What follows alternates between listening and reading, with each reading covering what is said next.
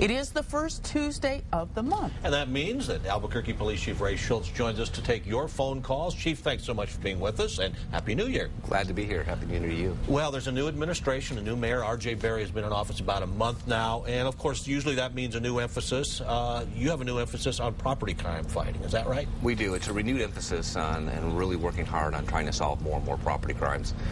Mayor Berry, during the election, was very, very vocal about property crimes, having been a victim of some property crimes himself. And he's directed myself and my staff to really put a renewed emphasis on working on property crime. So we'll be going to the legislature. We'll be asking for some changes up there to help us really put some more teeth into laws that specifically address property crime offenders, and also some internal changes. One of the things that we're in the process of doing now is upfitting more and more officers with equipment to do everything from get fingerprints, collect DNA evidence, and use technology like our crime lab to help solve more property crime offenses. And of course, more patrols at night as well. Well, more patrols, and not only that, but specifically the mayor has asked us to create a group of detectives that would work at night. Something new, and the city's big enough now where we can actually dedicate resources, detectives who would be out in the evenings doing everything from the old-fashioned stakeouts, looking and watching stores that we feel that may be the victims of robberies, to maybe apartment complexes, watching cars that we think might be broken into. So a big change in the way we're doing business. And you believe that fighting property crimes really helps fight other crimes as well? Well, we know it does. The average person is more likely to be the victim of a property crime. About 9 out of 10 of crimes reported in the city of Albuquerque are property crimes.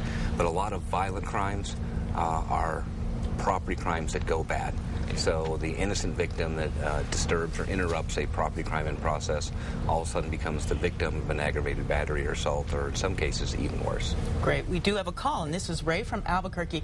Ray, thanks for calling in. What's your question for the chief? Yes, I want to find out how long do you have to change a plate from out of state? A license plate?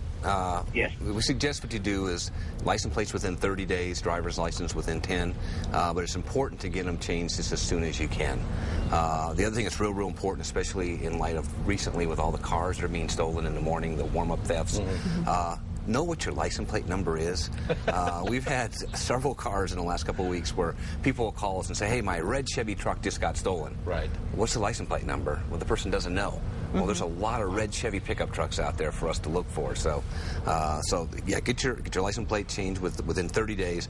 But if everybody really needs to know what their license plate number is, have it written down in your wallet. All right. Ray, this has been a very difficult year for young people in the community. We've had a number of high-profile deaths or abuse. We have another one recently with a young child in the hospital right now, allegedly suffering from abuse from the parents. You know, how do you deal with that? Is organizations like CYFD doing enough to intervene to prevent situations like this? Well, and they are. There's a large emphasis, and of course during the holiday time, the number of calls go up.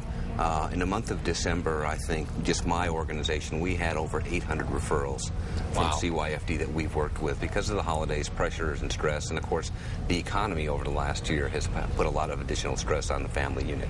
So we do work closely with groups like CYFD, and we work in conjunction with them and go out and do on-site inspections and home visits. Of course, this past year, 6 violent crimes result, with young folks, including Ty Toribio, a case that was tough on all the officers. So, we work those cases, but what's even more important, it's important that we work with our staff, our officers. The Crimes Against Children unit is a very stressful unit. It's one of those units where we get a lot of turnover because you can only deal with kids that are victims of these types of crimes so often. Right. So we do a lot of intervention with our folks, and of course working with APS. A lot of those referrals come from APS. If they're younger children, very often through siblings. So we're working closely with all departments trying to prevent these types of tragedies. Well, thank you so much for coming in this morning, and we appreciate all the work that the officers do. It is a tough job and can really wear on folks. It's great having you in, and congratulations. You're still with us. We really appreciate it. No problem. All right, when we come back, another check of that forecast with Jason and another look at the top stories of the day, too. Right now, 6:52.